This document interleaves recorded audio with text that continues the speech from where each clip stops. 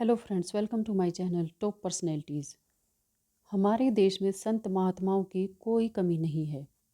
यहाँ जितने ज़्यादा संत महात्मा हैं उससे भी कई गुना ज़्यादा उनके भक्त मौजूद हैं। हमारा देश सदियों से साधु संतों का सम्मान करता आया है और इन्हें एक अलग ही ख़ास नज़र से देखा जाता है। आज हम आधुनिक ज़माने में जी रहे हैं और आज विज्ञान ने बहुत ही ज़्यादा तरक्की कर ली, लेकिन इसके बाद भी लोगों में संत महात्माओं के प्रति सम्मान और निष्ठा बनी हुई है। ऐसा नहीं है कि इन लोगों की महानता प्राचीन समय से ही बनी हुई है। ऐसा नहीं है इन लोगों की महानता प्राचीन समय से ही बनी हुई है, बल्कि इनको अपनी महानता बनानी पड़ती है। तब जाकर लोग इनकी तरफ आकर्षित होते हैं और इनके प्रति समर्पित होते हैं। कुछ इसी तरह की अलौकिक दिव्य क्षमता वाले हैं गुरु जी, जिनके बारे में कहा जाता है कि इन्होंने इस धरती पर मानवता को आशीर्वाद देने और उन्हें जागरूक करने के लिए ही जन्म लिया था। 7 जुलाई 1954 को पंजाब के मलेरकोटला जिले में डूंगरी गांव में गुरुजी का जन्म हुआ। इनकी प्रारंभिक शिक्षा दीक्षा डूंगरी गांव और आसपास ही हुई थी। इन्होंने यहीं से स्कूल कॉलेज सब किया। गुरुजी ने राजनीति शास्त्र में स्नातक की डिग्री ले रखी है। आपको बता दें कि इन्हें बाल्यावस्था से ही अध्यात्म से जुड़ाव हो गया था और जैसे जैसे वक्त गुजरता गया इनके अंदर का ये लगाव उभर कर बाहर आने लगा।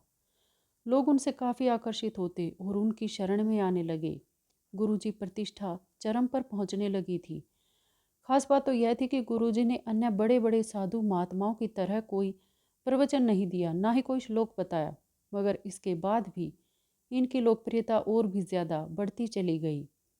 ये केवल उनके भक्त ही थे जो उनकी ख्याति को बढ़ाते थे और प्रतिष्ठा को भी।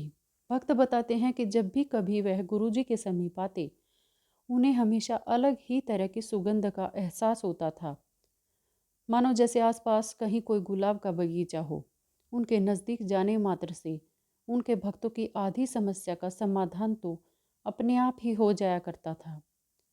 गुरुजी की अगर कोई ख़ास बात थी तो वो ये थी कि उनका अडिग विश्वास और पूर्ण रूप से आत्मसमर्पण।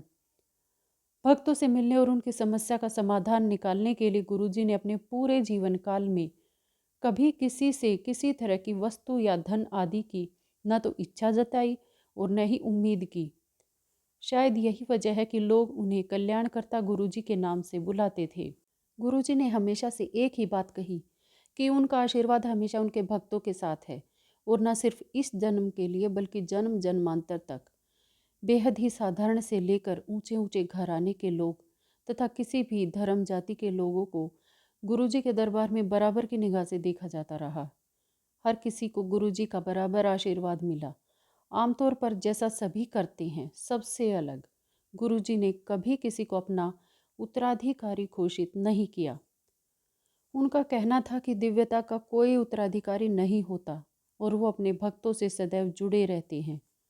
बाद में 31 मई 2007 को गुरुजी ने महासमाधि ले ली और दिव्य रूप में सभी भक्तों के साथ नश्वर रूप में जुड़ गए। दिल्ली के छतरपुर से कुछ किलोमीटर अंदर की दूरी पर गुरुजी का आश्रम है, जहां हर रोज़ हजारों की संख्या में भक्त दर्शन करने पहुंचते हैं। गरीब से लेकर वीआईपी लोग गुरुजी के अनुयायी हैं। और अगर आप गुरुजी के आश्रम जाने की सोच रहे हैं तो सबसे पहले मेट्रो, ऑटो या बस से छतरपुर पहुंच जाएं। उसके बाद वहां से आप रिजर्व या शेयरिंग ऑटो करके उनके आश्रम तक पहुंच सकते हैं। वहां गुरुजी के आश्रम से हर कोई वाकिफ़ है और वहां जाने के लिए ऑटो की लाइन लगी रहती है। आज की वीडियो में इतना ही। मिलते हैं अगली वीडियो में एक नई शख्सियत के साथ। तब तक के लिए खुश रहें। Thanks to all. Thanks for watching. Bye. Take care.